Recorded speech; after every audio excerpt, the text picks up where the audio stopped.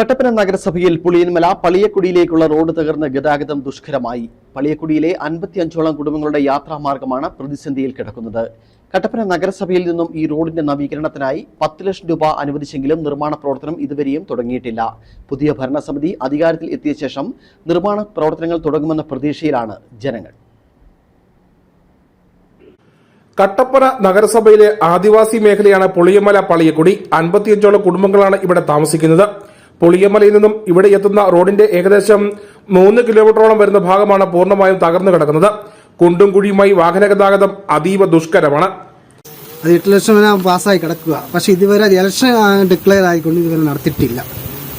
ഇനി അടുത്ത പുതിയ ഭരണസമിതി വന്നിട്ടാണ് കൗൺസിലർമാരോ ചേർപ്പണി യു ഡി എഫിന്റെ അവസാനക്കെടുത്ത പൈസയാണത്. പക്ഷെ MP-യുടെ പൈസയോ പിന്നെ റോഡിനായിട്ട് റോഷി അഗസ്ത്യ എമ്മിയുടെ ഫണ്ടായിട്ടില്ല. പക്ഷെ നമുക്ക് നിലവില് പളിയക്കുടി എന്ന് വെച്ചാൽ 1 കോടി രൂപ ജലവകുപ്പ് മന്ത്രി നമുക്ക് നേരിട്ട് കുടിയുടെ വികസനത്തിന് മാത്രം കൊടുത്തിട്ട് മാത്രമേ ഉള്ളൂ. പിന്നെ പ്രത്യേകിച്ച് 8 ലക്ഷം രൂപ ഇപ്പം നിലവിലെ കിടപ്പുണ്ട്.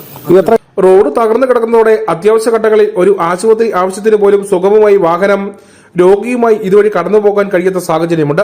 കട്ടപ്പന നഗരസഭയിൽ നിന്നും ഈ റോഡിന്റെ നവീകരണത്തിനായി 10 ലക്ഷം രൂപ വകയിരുത്തിയിട്ടുണ്ട്. എന്നാൽ നിർമ്മാണ പ്രവർത്തനം ഇതുവരെയും തുടങ്ങിയിട്ടില്ല.